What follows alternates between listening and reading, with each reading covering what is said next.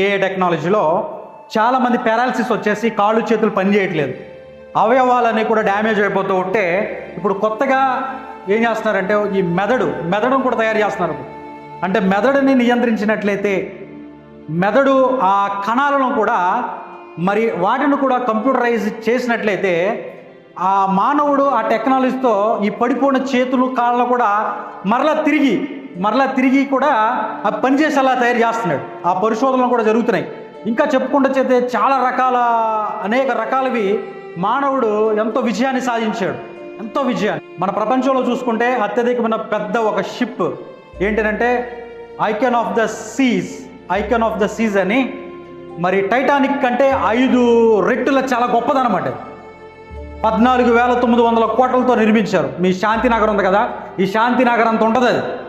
ఈ శాంతినగర్ అంత ఉంటుంది, 20 అంతస్తులు. కానీ అటువంటి పెద్ద షిప్ను కూడా మానవుడు దాన్ని కంట్రోల్ చేయాలి అని అంటే అది ఎటు వెళ్ళాలి, ఏ విధంగా అది నడుచుకోవాలి, కుడివైపు వెళ్ళాలా ఎడంవైపు వెళ్ళాలా, ఆగాలి అని అంటే చిన్న ఒక ఎక్విప్మెంట్, చుక్కాని అనే ఒక ఎక్విప్మెంట్ ఉంటుంది దానికి.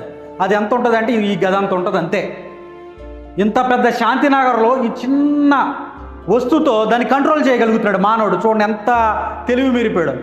చిన్నదే, ఇక్కడ నుంచి మరి అమెరికాకి చిన్న బటన్తో కనెక్ట్ అయిపోతున్నాడు. చిన్న బటనే. ఇక్కడ నుంచి చందమామ వద్దకు వెళ్ళే ఒక ర్యాకెట్ని తయారు చేస్తున్నాడు మానవుడు.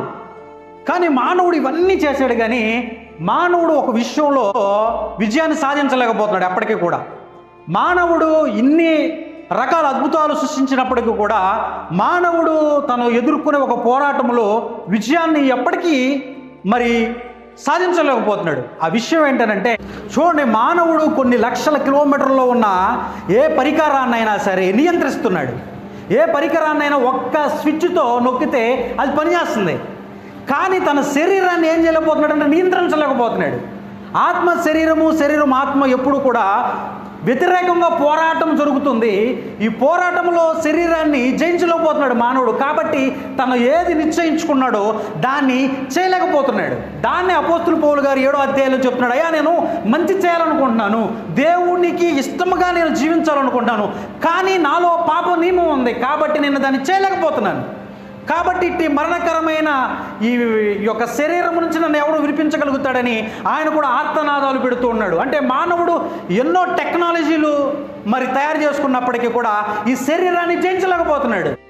రాగుణ్ణి జయించలేకపోతున్నాడు, వ్యభిచారాన్ని జయించలేకపోతున్నాడు, ఇతరులను ప్రేమించలేకపోతున్నాడు, మంచి మనస్సాక్షి కలిగి జీవించలేకపోతున్నాడు.